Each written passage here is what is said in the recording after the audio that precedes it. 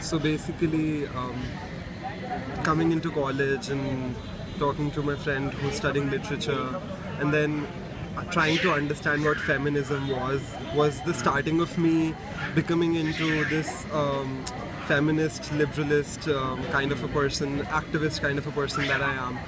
And gender-based violence has been something. So since we live in this kind of a patriarchal society and a phallocentric kind of a culture and a society, it's always been hard for me to understand these nuances and how things are the way they are.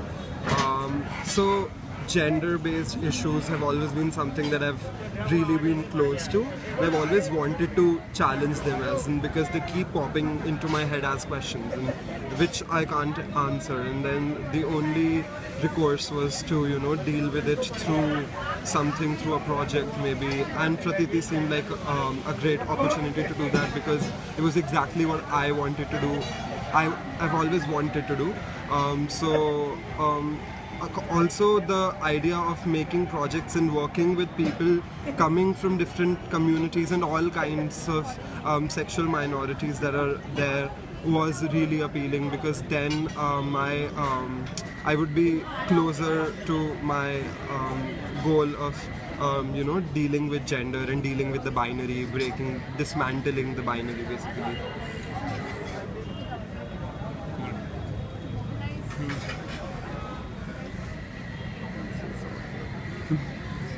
No, it's cool. The answers. Just that maybe a little bit more personal connect, but yeah, that might require you to think a bit more.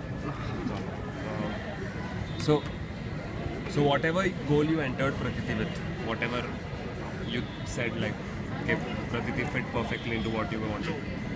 So how has it helped you in probably?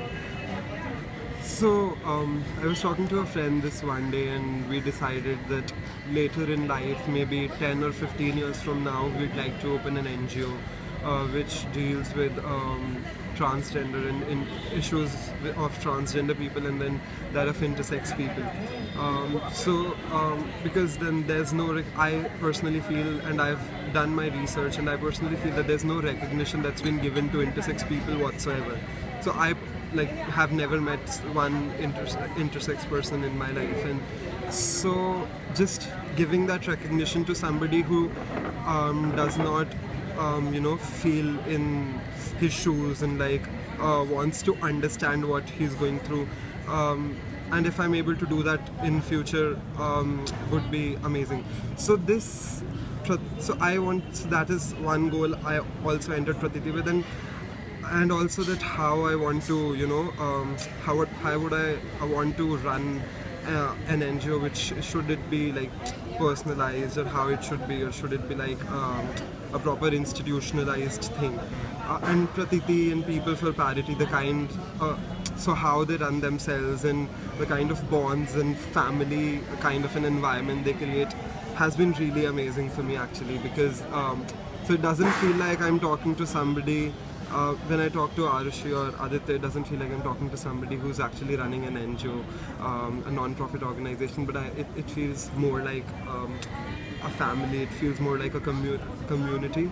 And also personally for me, Pratiti has been quite liberating in the sense, because so I used to be the kind of person who let people.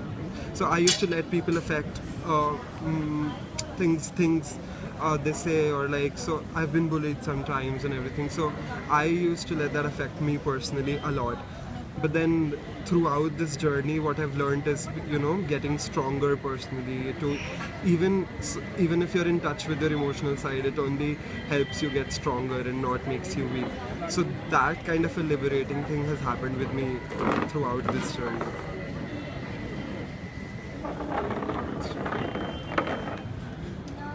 Just one more question.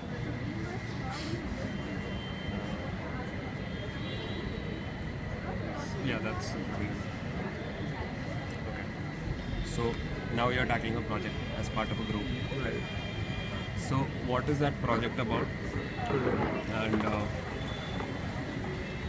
what is the issue that you're tackling via it? So speak about your project and your involvement in it. Right. So ours is practically the most diverse groups of the entire of all of the groups that are there, and I think we've done justice to embracing the uniqueness that our group is. And so one issue that's really close to each one of us is that of the kind of phobia that we face as belonging to different kinds of communities that we do belong to. And I think so we reached to a conclusion about why that is, and the reason that it's rooting from, and what we could come up with like sex being a big taboo. So basically our project is about sexual liberation and celebrating sexuality and celebrating sex as an act. And I think like so even with transgenders, since they don't get jobs anywhere and they've been discriminated all the time, and also used by the police for wrong reasons and everything. So they have to resort to sex work and all, which becomes a big taboo again. And then homosexuality, I think homophobia also roots because of sex being a taboo in the society, because unless and until two guys or two girls are just walking hands in hands, it's been okay always. But then when you get to know that there's sex involved, it becomes such a big thing. Like how can two people of the same belong to the same gender can engage in sexual relations? So I think that is where we wanted to hit.